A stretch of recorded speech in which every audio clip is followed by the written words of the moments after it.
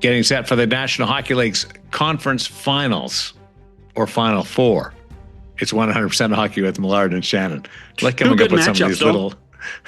I like coming up with some of these sayings that I know rankle you a little bit. No. There are 2 conference finals. And Final Four. Are you okay with that? I'm okay with that. I didn't think that that would be the case. Or is it the Stanley Cup semifinals? See, I like that part, but it's the conference final. Right, because you're going to give out a trophy at the end that nobody will touch. Somebody's playing for, all 4 teams are playing for a banner and a trophy right now.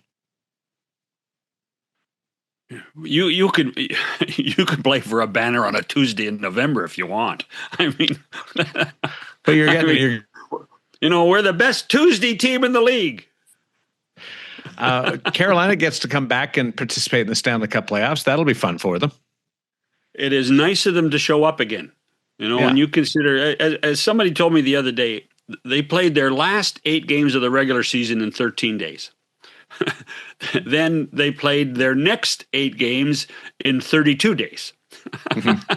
So it's amazing to think that they have been this efficient, playing this well on every level. And there's a couple of storylines within Carolina that probably haven't received enough attention. And one of them is Jacob Slavin is back healthy. He only played 39 regular season games in addition to the Olympics. And he makes such a difference in their own zone, and particularly on the penalty kill. He makes a huge factor.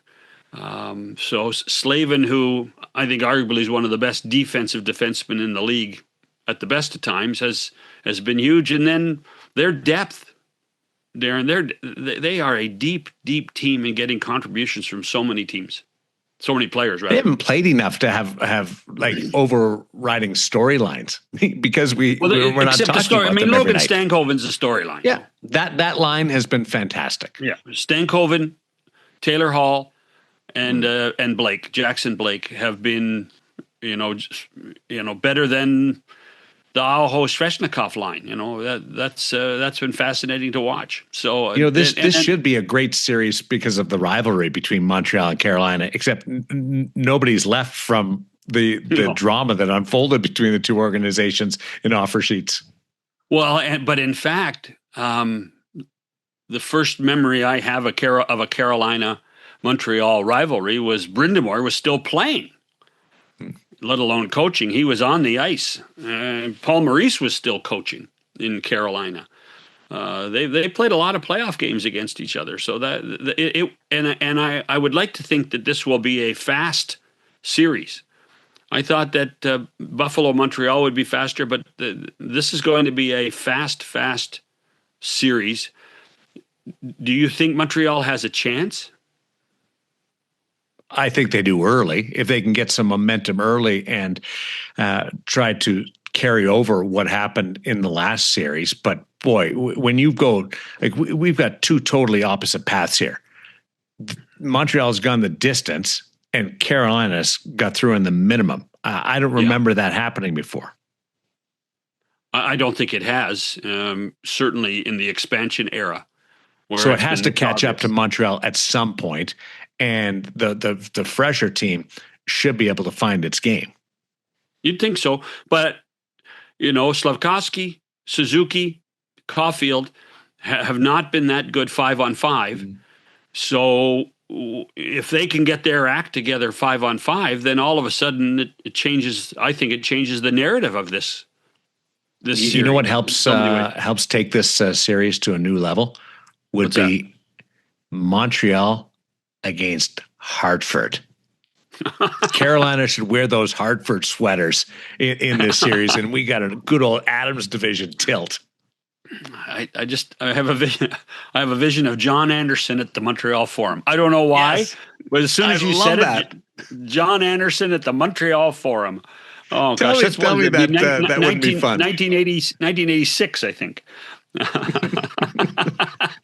That would be outstanding to see that resurrected. On the other side, you've got the 2 heavyweights. At the start of the year, Carolina or Colorado and Vegas were both thought to be Stanley Cup contenders, and they're right where they expected. Different paths. One President's Trophy, the other one changed coaches late in the season, but they're there. Yes, and there's a couple of great matchups there. The moment both teams qualified, I'm looking forward to seeing Nazem Kadri and Rasmus Andersson go into the corner together and see who comes out with the puck. Guys that are good friends, played in Calgary for so many years together, and now Hanifin are on in there opposite too. sides. And Noah Hanifin, sure, absolutely. Yeah. But more so the last two guys that, the question becomes, did Craig Conroy's trades anoint one team over the other team to be better in the Western Conference Final? Do you have a leaning one way or the other in this series? I think it's difficult not to pick Colorado. I just look at what Nathan MacKinnon is doing. 8-1 too. Yeah. Well, and you look at the 3-3 goal he scored in that last game against Minnesota, and it was, to me, that was a scene out of Gladiator. To me, that was, I'll take the shot, I'll do it, turn around and look and say, "Are you not entertained?" That to me was what Nathan MacKinnon is supposed to do when he takes over a game, and not many people can take that shot. Not many people can make that shot. And to me, that's part of it. And then the question becomes, is how healthy is Cale Makar and how healthy is Mark Stone? Those are the two other storylines that will exist until the series is over. Colorado was criticized in a sweep of the Los Angeles Kings for not beating them worse than they did. And then they got through a couple of wonky spots against Minnesota, allowed 6 in the game. They scored 9, rallied to win the clincher in Game 5. So I'm sort of waiting for Colorado to start hitting it on all cylinders. Can you hit it on all cylinders in a Stanley Cup playoff series? Maybe honestly, not. Well, Carolina is the comparison, right? Carolina has done that, even though I would tell you that the 2 games in Philly, they weren't perfect. But, Montreal, the ebbs and flows we saw in the Montreal-Buffalo series was nobody was hitting on all cylinders in the game. You either won one period and lost 2 or vice versa, and that didn't guarantee that you won the game. Colorado, though, seems to be able to do it in such spurts that they can manage through some adversity. What they did against Minnesota, I think, particularly in the last 3 games, after Minnesota came back and won Game 3, even though Colorado, you could see in spurts how good they were, but for them to do what they did, coming from behind. Showed a lot of character. I just find it difficult to vote against what the Avalanche can do. The thing about the LA series for Colorado, and it feels like forever ago, was I think that it probably prepared them better for the Minnesota series than people realized. I think a lot of people said, LA, it's going to be a 4-game sweep. Well, it was a 4-game sweep, but no game was really very easy. Yeah, it was muddy. And that's not a bad thing for a team to be reminded that it's going to take every aspect of a series and every aspect of a game to win 4 games in a 7-game series. I bet you Vegas is so happy that Game 1 has arrived because they get to get back to playing between injuries and suspension, and then the events after Game 6, the National Hockey League upholding the discipline. They get back to playing some hockey. And you know what? Kelly McCrimmon did a good job yesterday of admitting the fault of the organization, admitting the fault of himself, admitting the fault of the coach. With the coach sitting right beside him. Yes, John Tortorella has to own a lot of this as well, and by addressing it front on and saying what he said, let's hope that there isn't another issue. The organization needs to learn from this. The organization needs to understand that, particularly when you get to this level of the postseason, it isn't just about the Vegas Golden Knights anymore. It is about the National Hockey League. It is about the Stanley Cup, and that they're a member club. They're not on their own. It's a member club. Now, Kelly and John have responsibilities to deliver for ownership in Vegas. They have responsibilities to deliver victories. But at the same time, they are not bigger than what the National Hockey League is supposed to be doing at this time of year. And obviously with Gary upholding the fine and the loss of the second-round pick, I think that message came out pure and clear. I kind of view it right now, Darren, is that the team's on probation. Do you think they get the pick back eventually? I think there's a lot of people that would tell you that they hope they don't, because it has given credence to people understanding how important it is to do the things that the league expects them to do. The picks seem to be more severe than I expected. When you look, John Tortorella's specific fine. John Tortorella has been fined a few times in this league over. We all knew career. a fine was coming. The pick was sure, but extra. What it does do is it gives the league some teeth. So that if you are outspoken, you better cooperate. The value of a second-round pick. What's the value of a second-round pick? Yeah. A first-round pick, I still remember Patrick Marleau got traded from the Maple Leafs to Carolina, and Carolina, in order to take the contract, Carolina got a first-round pick from Toronto, and the Marleau contract was $6 million. So we pegged a first-round pick at $6 million. I was told yesterday that a first-round pick's probably worth now $12 million. So what's a second-round pick worth? $4 to $5 million? Is it? And that's a little heftier than a $100,000 fine when you consider how many great second-round picks have played in this league. So that was a punitive price to pay for being, quite frankly, selfish. And hopefully that, based on what Kelly said yesterday, they've learned from that, and they've learned from everything that's gone on, and we'll see what happens in the next 2 rounds of the playoffs that the Golden Knights are still playing. Like we said, no other explanation needed. We were wrong. Not on the comm side. It was on the people that made the decision, in John, and going forward, they'll try to be better. So we'll see where that ends up. But the focus will be on hockey. His post-game press conferences are going to be amazing. Yes, they're going to be amazing. What I'm looking forward to is him just once turning to a reporter and saying, "That is an excellent question." You know what? He's done that before. I know. He's a good person. He gets too emotionally involved. He just gets too emotionally involved. But Darren, that is an excellent question. That's what we need to hear from John Tortorella. The former Columbus Blue Jackets coach in the Western Conference Final, and we will be joined by a former Columbus Blue Jacket executive in John Davidson coming up next. So he'll have some torch stories, won't he? You can bet on it. Roads. When you think about it, though, he's had a long, as the TV voice of the Rangers, he knew Marty St. Louis very well. Marty St. Louis worked in Columbus for a short period of time. Tortorella, obviously, we've talked about.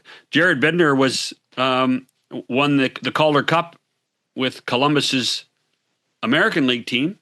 So John's had relationships with 3 of the 4 coaches, and obviously we all know Rod very well from his time as a player and a coach, and John has had many discussions with Rod as a broadcaster. I heard Rod went and played golf in Columbus one time. So all roads go through Columbus. I'm making that up. Well, why would you go play golf in Columbus? There are better golf courses in North Carolina. Are you... True, but a golf vacation isn't a vacation unless you get out of town. And Columbus has some pretty good players. There are some good golf courses. Pocket. I don't want any texts from people saying there are no good. I know, Mr. Nicholas. Yes, we know your golf course is a beautiful golf course in Dublin. And then, by the way, the owners of the Blue Jackets own a beautiful golf course as well. So, in fact, I've played it. As we found out from Doug McLean the other day. That's right. And I've played it too, so it's good. But North Carolina golf, come on now. Come on. Take a break. We'll come back with John Davidson next on 100% Hockey. NHL TV is now on DAZN. Hockey lives here. Here we go. Watch every game from every team. The best players in the world. And the coldest plays on ice. Watch up to 4 games at once for the ultimate NHL experience. Sign up now at DAZN. Nice to catch up with our friend John Davidson. We were spending every day with you during the Olympics. It feels like a long lost friend coming together right now. Those were good days, and the playoffs have been good too. And I'm looking forward to the Final Four. It's been interesting. This whole thing's been interesting. I'm glad Buffalo and Montreal went 7. It was a great game. We need 7-game series, and that was enjoyable. It was interesting. I had friends that helped manage Montreal. I had friends that helped manage Buffalo. So that was a tough one for me to see who won. But went to overtime, and golly, it was a pretty good hockey game. So what did that text look like to Jarmo versus the text to Jeff Gorton? Yeah. Actually, I haven't sent Jeff one yet, but I will. And with Jarmo and Josh Flynn, it was it's one of those, you know what, guys, you had a great year. I don't even know what to say, but relax and understand the year was a great year. And it was. They had a great season. They're on the up and up, which is good. And Montreal certainly is on the up and up. So it was good for both organizations. Goaltending was a storyline in that series. We'll start there and then start looking ahead to the clash with Carolina. So Buffalo, let's kick it off there. What do you make of the goaltending going back and forth? Well, it seems like whenever they made a change, it worked, and they made the change for good reason. And then the goalie who went in would play well, then lose it a little bit, so they'd make a change, and the guy who went in, they were 1 goal away from winning the series. So it was it wasn't, a sure bet who was going to be the guy.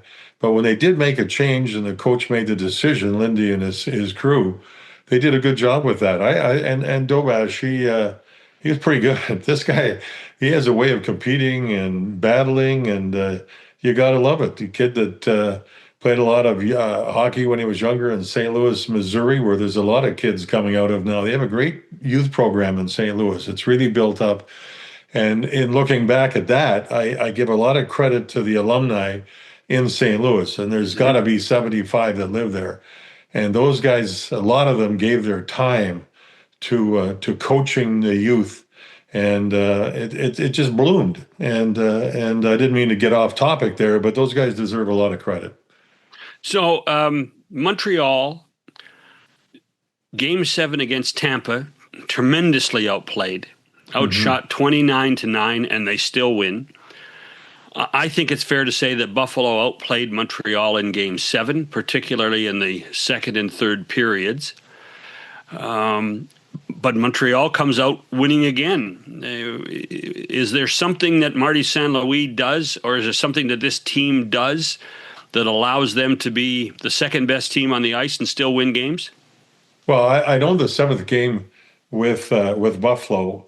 Buffalo's first period was not very good. Montreal's first period was exceptional. From that point on, it was all Buffalo, and the puck wouldn't go in, and the goalie was stopping everything.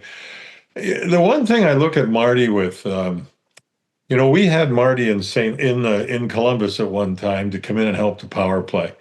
And I really enjoyed sitting with him and talking to him and trying to understand him a little bit. Jarmo Kekalainen, who now runs Buffalo, was the one that brought him in to Columbus. And I've watched Marty after Jeff Gorton and the crew there hired him in Montreal. And the thing that struck me heavily was he always talks about the process. It's the process. It's not so much the power play tonight it's the process.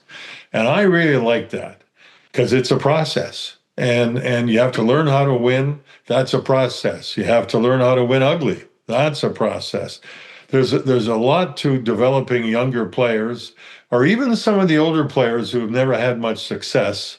It's the process, and you've got to trust the process. So it seems to me, I mean, they've been fortunate, there's no question, but a lot of times you make that happen. The goaltending was good, but the process that he's installed there seems to get them through the times when, ooh, it doesn't look too good. Oh, we're on our heels. We're not getting out of the zone. Blah blah blah. But they find a way. So I just think, and again, I look at the final four teams here. There's four exceptional coaches, really good coaches, and coaching means a lot in this league. I don't care what anybody says. Coaching can get you to the next level, and there's four guys here who have done a great job. Is that what John Tortorella's done? Pardon me? Go ahead, Derek. You go ahead, Derek. Keep the I was just conversation going to follow up on the Martin St. Louis coming into Columbus. How did that come about? I know you said Jarmo brought him in, but Marty wasn't coaching then. No. He I think over the time where he wasn't coaching had plenty of opportunities. Mm-hmm. And I don't know who and where, but he had a commitment to his own family, to his own children, and the boys were playing hockey up in Michigan. He helped that whole situation. You know, a lot of times when you're a player and you've done well financially and you've been away and you've done your thing, you miss a lot of birthdays and things like that. And then there's some of the good ones will say, I'm not going to go do anything until I take care of my family. And that was one of his priorities. And during that time, we had a power play that wasn't a power play, needed help on it. And Marty got the moose call from our group, and he came in and did some things. And I appreciated that. He's a good man. He when you look back at his Hall of Fame career, in my opinion, he's beaten the odds at every turn, all the way through, and he still is. And went into Montreal. I remember his press conference where he was talking some French and talked about his grandfather and talked about the legacy of Montreal Canadiens and what it means to him and all that stuff. And I think the fans fell for him for sure. And he's totally under control. If you look at the four coaches and the way that they carry themselves on the bench when things get tough, he might be the most calm of them all, of all four of them. And I give him a lot of credit. But I'll tell you what, he doesn't seem to be fazed by any of the pressure in Montreal. And you talk about changing from English to French. He does that on a whim. He seems to have just embraced the opportunity to be the coach of Montreal Canadiens. Yeah. And even the story of Game 5 where he turns to assistant coaches and say, you know, what should we do with Dobish after being bad for the first 3 goals? Yeah. And the goalie coach says, no, leave him in. I mean, to be able to delegate in this day and age, there's, you know, that too is an amazing story of how he's managed his bench. And he trusts. It's a trust. It's a trust factor. That's really good. You know, you think of Marty with pressure coaching Montreal, and we all talk about it, and it's daily life in the province of Quebec. I mean, every move you make is scrutinized, etc. But think of his career. I mean, he beat the odds with his size. Yeah. He's been through championships with Tampa Bay where there's pressure. There's big time pressure when you get late in a series.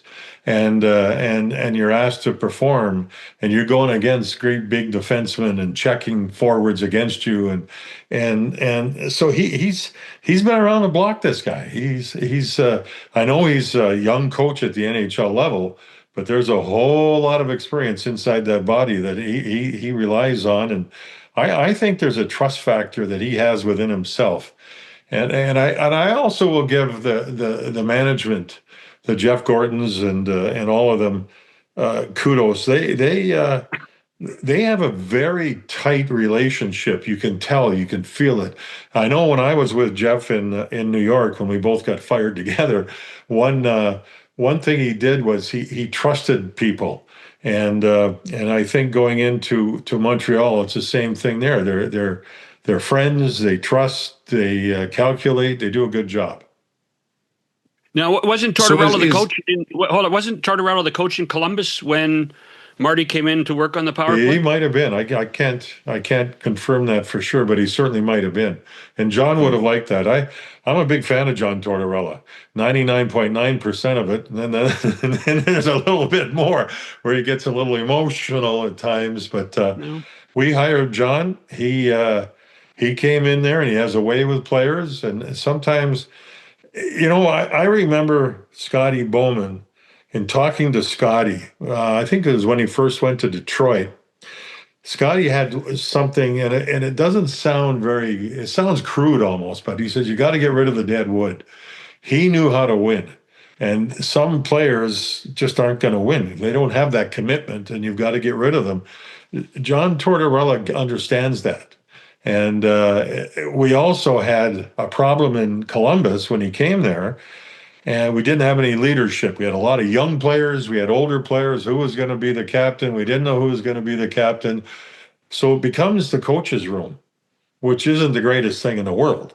And John knew that. Torts knew that. He was running the room, and then it gradually changed across where Nick Foligno became the captain. Then it became the players' room. And that's the type of stuff that Torts understands. And I know there's a lot of people probably listening to this going, what's he talking? Tortor, are you kidding me? You got to know people. And I look at Mark Messier went to Vancouver. There was a lot of criticism because things didn't go well on the ice. But when you talk to the players that were there, almost every single one of them will tell you how great he was for them, because he knew how to be a player and talk to players and do all that stuff that's needed. The team just wasn't that good. But when you talk to those players that were there, Mark had a real impact on a whole bunch of them just with his presence and how he carried himself and how he played the game. Torts can have that impact. And there's a lot of players that he's been a part of over the years. And he does. It's obvious that after a few years, there's a change that's necessary. But there's a lot of players that'll look back and say, boy, did he help me. Another one like that, guys, is Ken Hitchcock. I mean, a great example would be Brett Hull. Brett and Hitch, they battled like you didn't know tomorrow. Then you can talk to Brett after his career and say, yeah, he really helped me. He was, I get Hitch. Yeah, he was good. Yeah. And Mike Madonna would say the same thing. So it's interesting. Well, Mitch Marner said yesterday that Torts isn't afraid to bring conflict into the conversation, but he also lets the group handle things in the room. So it sounds like you guys are on the same page on your evaluation of Torts. Yeah, he's got, Vegas pretty experienced room now. It's got a lot of experience there. And I think Torts has talked about how he's just trying to stay out of the way now. But I'm sure, I mean, he went in there and had some ideas. At least I haven't talked to him about it. I talked to him a little bit, but not a whole lot about that business because it's their business and his business. But there's no doubt he would go in there and just try to find a way to get them to be free, to play free. Remember, he's the one that came up with that saying outside the locker room, safe is death. And he wants them to play. Go play. Be free. Don't carry the load on your shoulders. Otherwise, you'll never get over center ice. And excuse me. And he's pretty good at that stuff.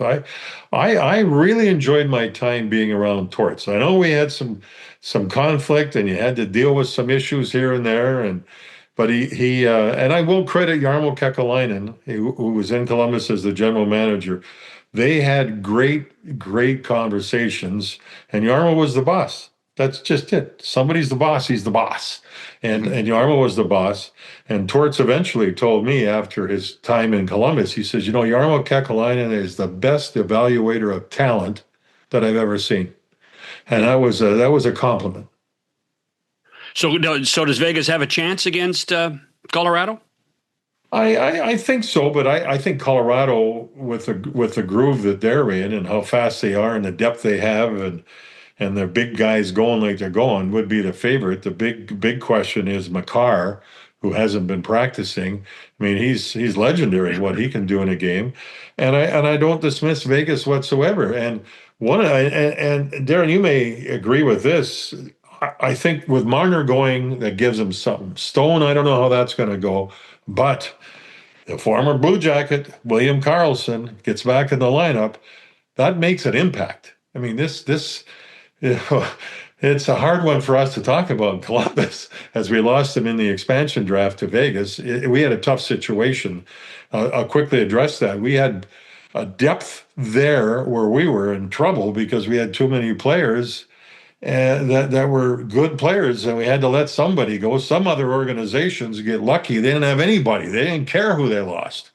And we were going to lose. Is it going to be Josh Anderson? Is it going to be William Karlsson? And William is a centerman, but he hadn't hit it yet. He hadn't made it. And Vegas took William, and man, did that make a difference to that franchise. And I think it's going to make a difference having him back in the lineup now. I often joke, I feel like he tries not to score because he's worried about everything else and taking care of everything else. If he wanted to score, he could, but he just goes about his business evaluating whether it's the penalty kill or 5-on-5 or winning your draws. He just takes care of every part of his individual game. Isn't that nice to have a player like that? Yeah. Zero maintenance, makes great Zero plays. maintenance. 60-minute player, a 200-foot player, power play if it's necessary, penalty kill for sure, can get hot on the faceoffs, which has gotten better for him. I mean, you had a player like that into your playoff run. Yeah, you never know. That could make a big difference. Missed 6 months, John. 6 months, and jumps right into arguably the fastest time of the playoffs in the second round. And probably the break they've had is helpful for him after coming back and getting into it. Now it's going to get even tougher. But I like that. I think there's two great coaches there. Gerard with Bedsy in Colorado. We had him in Columbus too. He was coaching our farm club in Cleveland, and they happened to win a championship of the American League. Talk about a great guy. Talk about a wonderful guy and a great coach. Started in the Carolinas, coaching there, happened to win a championship, won the championship, and then they have a general manager who happened to be in Columbus too, and that's Chris McFarland. And I think he's underrated. I don't think he gets near the credit he should. They talk about a lot of GMs in this league that are good. I put him up there with anybody.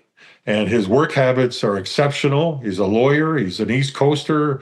He's a smart guy. He's humble. And he makes a lot of great decisions. And you go back and look at some of the deals he's made to strengthen that hockey club when there could be cap issues or you're not drafting real high because your team's way up in the standings. They've had a great run. And they're probably as good now as they've ever been because of the depth. Chris McFarland is really good at what he does. We used to in Columbus, we used to sit around and have what we call a BS session. So we'd go sit in part of my office and have about 4 chairs there, and there'd be him and myself and Yarmo, and Bill Zito was there for a while, who we had too, and he's now in Florida. We had a lot of guys, come to think of it. Oh, hold on.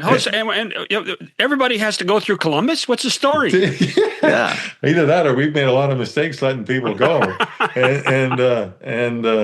And we'd sit there, and one guy that loved the BS sessions more than anybody was Chris McFarland, where you throw and talk about trade ideas and thoughts and signings and throw it against the wall.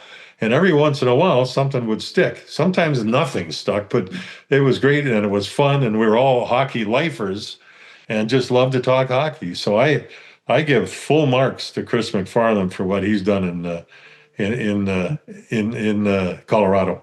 So I got thinking about this. So if you and I were doing the Western Conference Final, we'd be talking about storylines to go into Game 1. Are we to expect that John Tortorella's team is just going to target Cale Makar all night long and hit him all night long? Well, I certainly would. That's probably doesn't even need to be said. Finish your checks. That's the nature of the beast. That's the law of the jungle. That's just what it is. And he's an incredibly hard guy to bump. The injury was a reverse shoulder, I think from, I can't remember, but it was a reverse shoulder that he took that created the injury for whatever it is. I could certainly understand it. I mean, go bump them. I remember when I go back all the way to 1979 when Fred Schuer was coaching us with the Rangers, and the best player for the Islanders, or one of the great players, was Dennis Potvin, who's a Hall of Fame defenseman. And that's what we did. Take, just make sure you eliminate him from the play, not necessarily to hurt him, but eliminate him. And, that's just the nature of the beast. Take a break, come back with more with John Davidson, 100% Hockey with Millard and Shannon. With the NHL app, you can listen to every NHL game right from your phone. And with home and away broadcast feeds, you choose your way to listen. And he scores!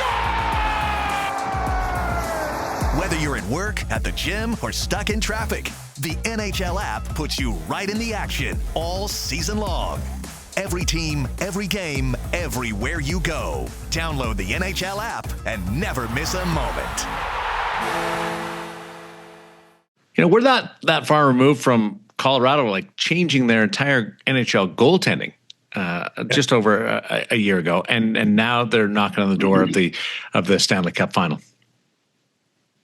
Full marks again to their staff for who they have as their goaltenders. They've gone through a few, as we all know, over the last 2 or 3 years, and this seems to work.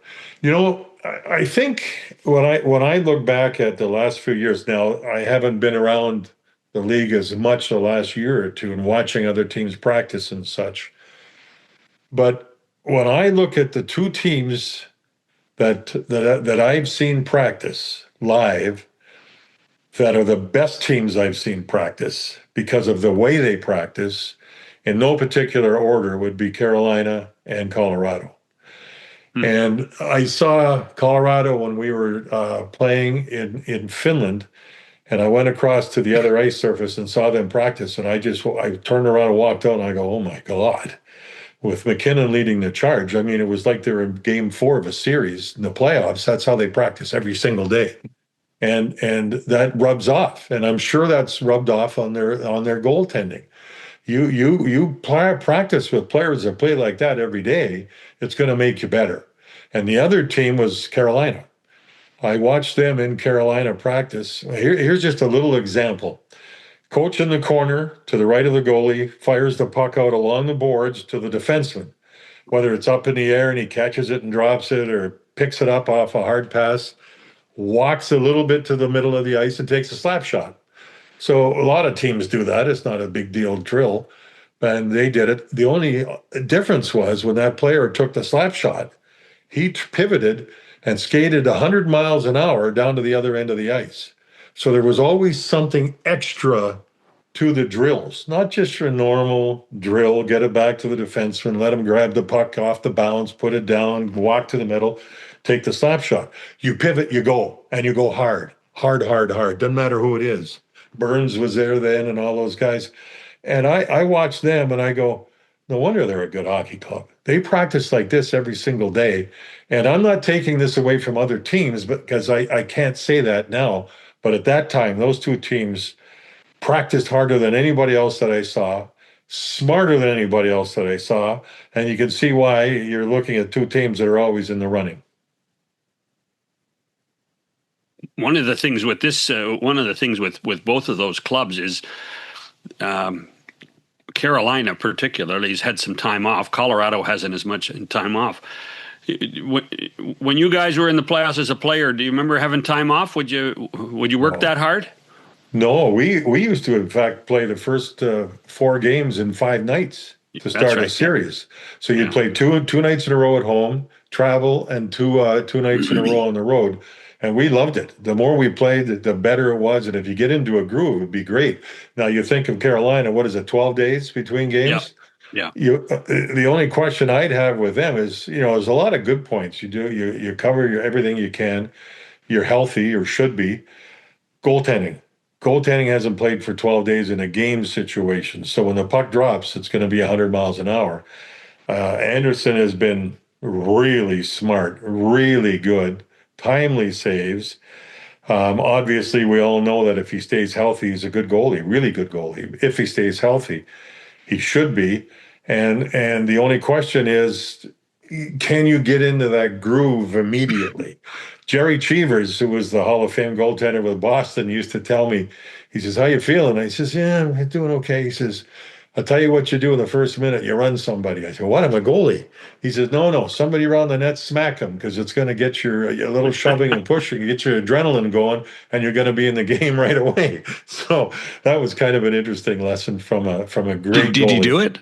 We used to, yeah, back in those days, yeah, we all used to shove and do a lot of slashing at ankles and things around the goal net. Billy Smith did his thing, and a lot of us did, and yeah, it was good back in those days. The game, Jerry Cheevers has a little different philosophy than Freddie Anderson, I think. No, I understand that, but I want to throw the story at you. Yeah, that's a good point. But when you were playing, you were bigger than everybody else too. I mean, holy smokes. Well, yeah, but some of those guys were a little scary. I remember when I took a two-hander to Dan Maloney's ankles. He was with the Leafs. And it was a bad one. I shouldn't have done it. He turned around and two-handed me right across the nose of my mask. And the referees didn't see it, so it would have been a suspension probably to both of us today. But my head, the mask used to sit right on your face, nothing in between. And my head went, and the tears started coming out. And if I wanted to fight, first of all, I wouldn't fight him. Second of all, I couldn't even see him to get into it. But those were back in the good old days when it was tough. How does Montreal carry over momentum from back-to-back 7-game series, knowing that the other team has gone through the minimum? Yeah, I think for them, it should be like getting right up back on the bike. Just go, because they've been just going. And I don't think they're going to have a whole lot of. They got a time to recoup and get their breath and get the ice packs out and the massages and all that stuff.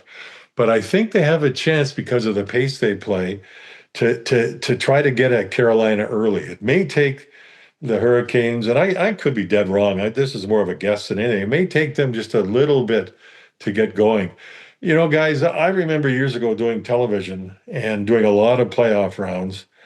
I used to almost dread game one of a series because there was not a lot of life to it. There wasn't a lot of let's get after you type of thing. And by the time game two came around, there was always a storyline and it was a lot more fun and they battled harder. Today, the teams seem to get at each other quicker.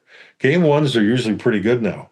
Now with Carolina, again, you have to question, can they find their game right off the hop after having 12 days off? They could. What's the secret to that, John? Like, that's a good question. That's a really good question. And I think coaches are in Carolina, Rod Brind'Amour and his crew, and that's an experienced crew too, but they're asking that same question. How do we get the guys to really be on top of their game early? Is it a case of getting out there and being physical? Again, as Jerry Cheevers said, if you go out there and you get a big lick in on somebody and they battle back and all of a sudden they're in a scrum and the adrenaline's flowing, then it's human nature. You get to it. That's what I think Carolina has to do. Play with pace. Montreal will play with pace. The one guy from Montreal, which I've really enjoyed watching, is Josh Anderson. It's hard to do what he's done game after game after game. He's a really good player. He's a really good guy, a really, really good guy. And he's a great teammate. He'll battle anybody. He'll fight anybody. But he plays hard. And when he hits a defenseman, he's hitting him. It's hard to do that game after game, shift after shift, because it's got to wear your body out some. But so far, he's been able to do it. And so it could get a little bit physical. Which team's deeper, do you think? Or is that one of the signs of all four of these teams going into the conference finals? His depth has been so good. Look at what Montreal's done without their big line. Without being successful 5-on-5. Absolutely. And they also did a pretty good job with their goaltender against the top scorers for Buffalo in some ways. Buffalo's defense did a great job. Getting in, especially, shots and offense. I think that's something that Carolina may try to do, do exactly what Buffalo did. They have some good players back there who can move the puck, and they're also a team that shoots. They shoot from anywhere and everywhere. That's the old Billy Guerin syndrome. Shoot from the bench if you have to. Shoot, and they do a lot of that. Yeah, I think the depth, probably the most deep team for me would be Colorado. They've got 4 lines that are pretty good right now, and that may be somewhat of a difference with their club. Do you like the emotional aspect to Dobeš? Yeah, I do. I think whatever makes you go, and I think every player, some players, goalies will stay out of everything and just play. Carter Hart seems like that a little bit. He plays, and when there's scrums, he just moves over and gets ready to play. He slides over. It's so funny the way he just slides out. Yeah, I'm not getting involved with this stuff, and he keeps his focus. Other goalies need to do that. The best athlete I saw in different sports was John McEnroe, great tennis player. And I asked him about his antics because he yelled, screamed, he got mad at umpires, he hated the other player, especially if they were from across the pond. And he said, I got to do what I got to do to make me play the best that I can play. And I said to myself, the idea is to try to win. And if the idea is to try to make you the best player that you can be, you got to do what you have to do. And that's exactly what he does. I think Rod Brind'Amour as a coach does a little bit of that. He's pretty emotional back there. He's probably more emotional than any of the other in the Final Four. I think he feels that gets him going and it gets his team going. And there's always a fine line there with officials. You've got to be careful. But I think that's part of how he coaches. And so with Dobeš, yeah, I think if that's something that he needs to do to buy in and get emotional, go for it, man. You've done a great job. The other guy I was just saying the other guy that hasn't received as much attention as he should because they haven't played enough games is Taylor Hall, who has had an amazing playoff. An amazing playoff when you consider, what is this, 7 teams now? And everybody, I think the last 3 teams, people thought Taylor Hall was over the hill. He does what Josh Anderson's been doing. I have never seen him hit as many people as he has in the playoffs this season. And he's not just hitting them, he's downright mean. He's trying to crush them. And he's had a few points and a big goal, obviously, the overtime. And yes, I couldn't agree with you more. And I don't know, I honestly don't know where that came from. I don't know. He's always been a very good, smart hockey player. The speed is still there to a degree, not like it was at one time, but he's making an impact just about every game. And boy, you love players like that. If you have players on your club, he's not on the first line with Aho and those guys. He's making an impact, though. He's making an impact. He's upsetting the other team. He's banging the other team. They're getting bruised up. Give him full marks for sure. He's been good. He's been good with Blake and Stankoven for sure. Yeah, and Stankoven's been on fire. Yeah. I mean, he's quite the player. Give him full marks. They've got a good team, a really good hockey club. Montreal is finding ways. I don't know if they're as good, but they're finding ways and deserve every ounce of credit. Las Vegas with Torts have loosened up. They play hard. That's one thing that's going to be interesting is Vegas has some pretty good size.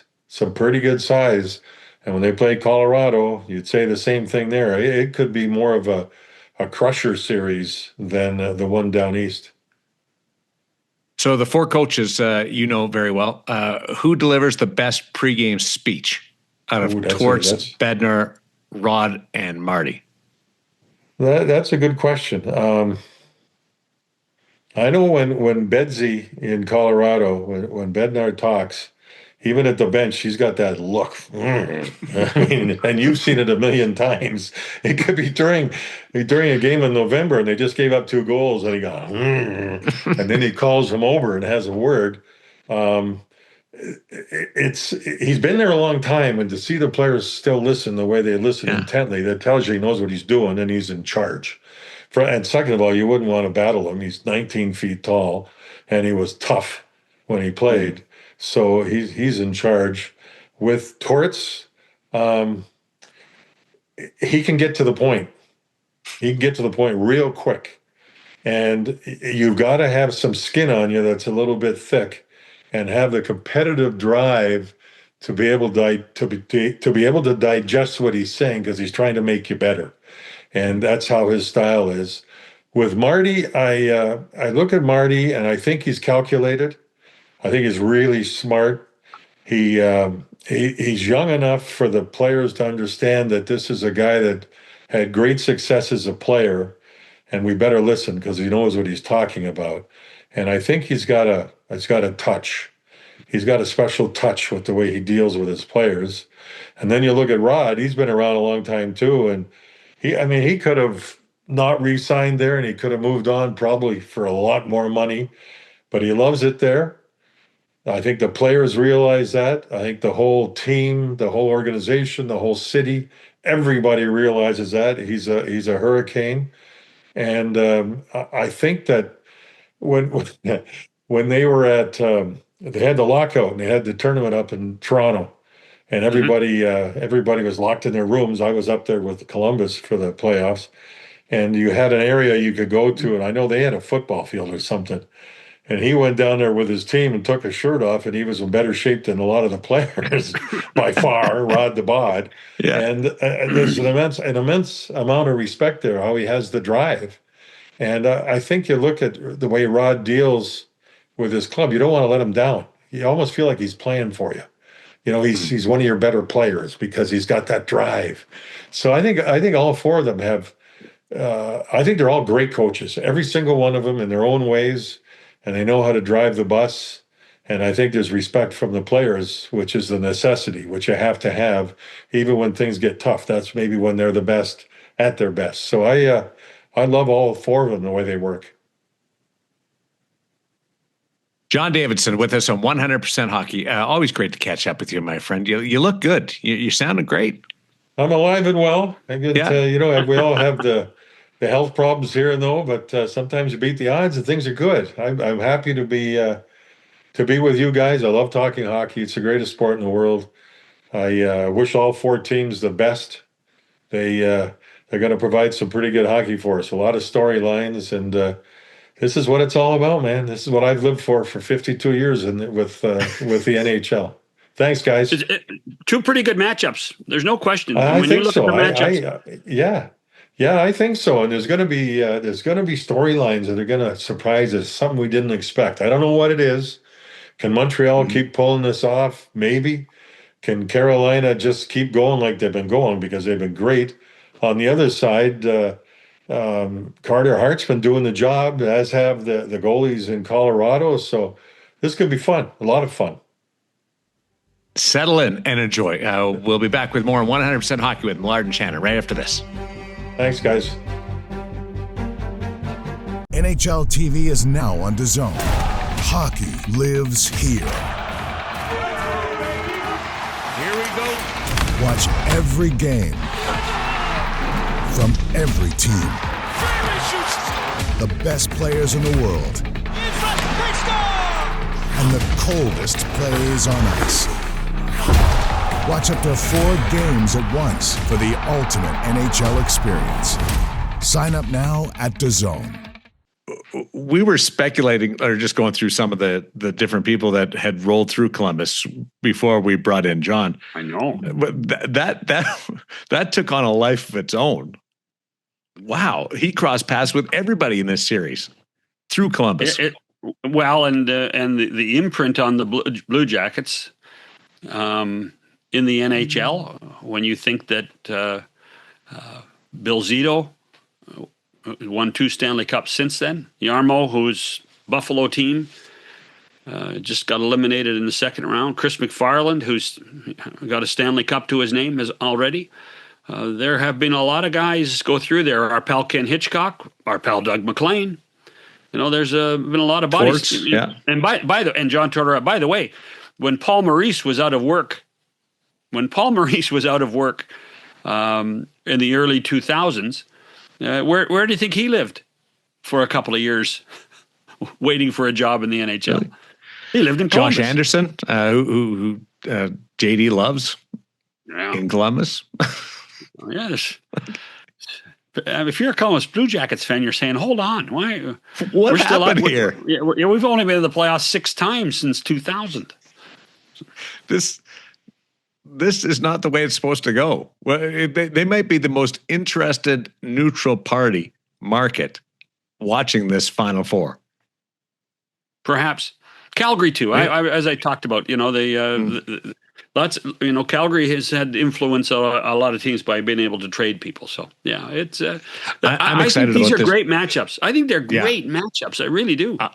I think Colorado's different for Vegas compared to the teams that they played. The two young, fast, up-and-coming teams in Anaheim and Utah.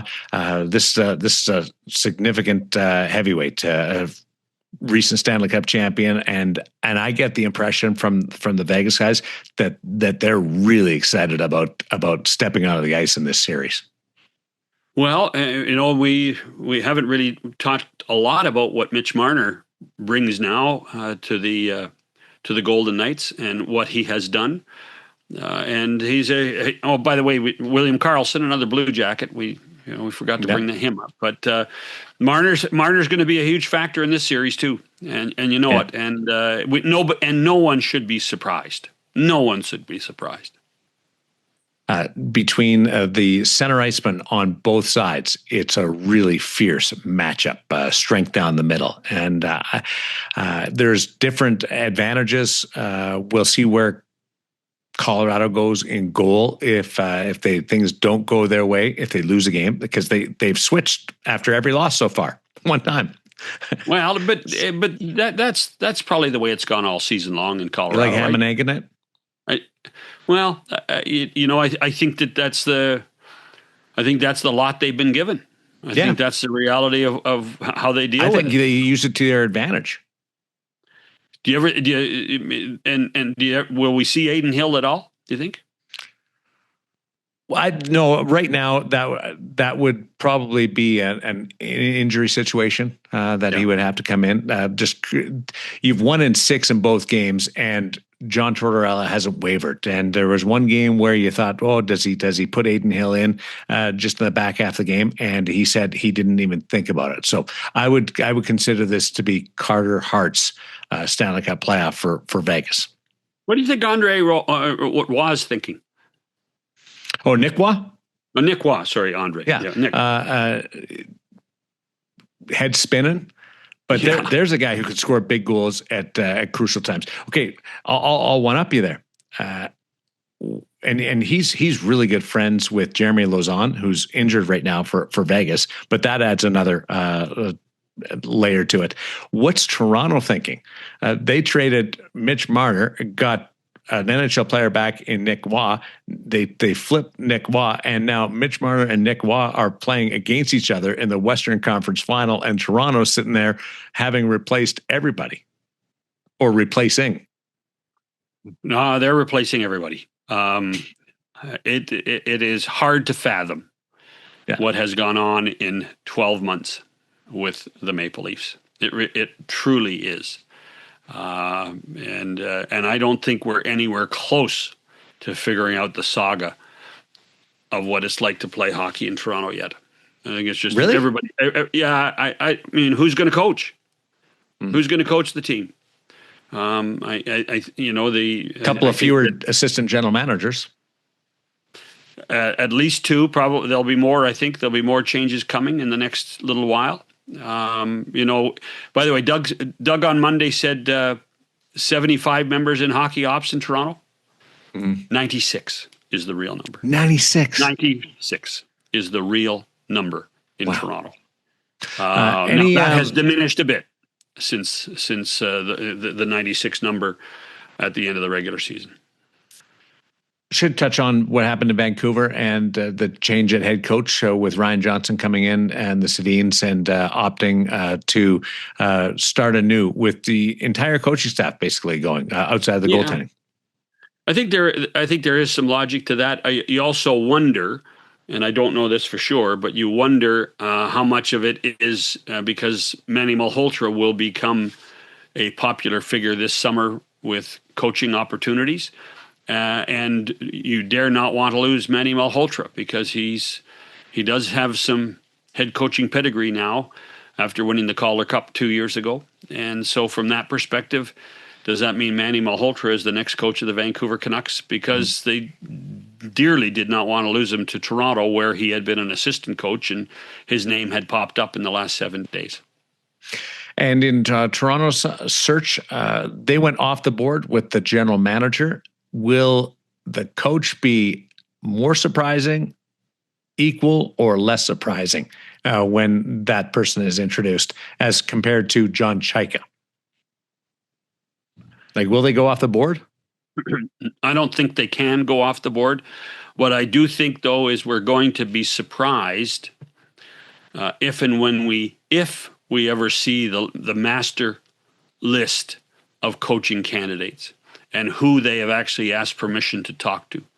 I'm told that they've been talking to other teams in the league with guys under contract at this point, and are seeking permission to talk to them. Whether those teams will give them permission or not, like Vegas has not given anybody permission to talk to Bruce, but whether they're going to get permission or not to talk to some of these coaches in positions at this point are still to be determined.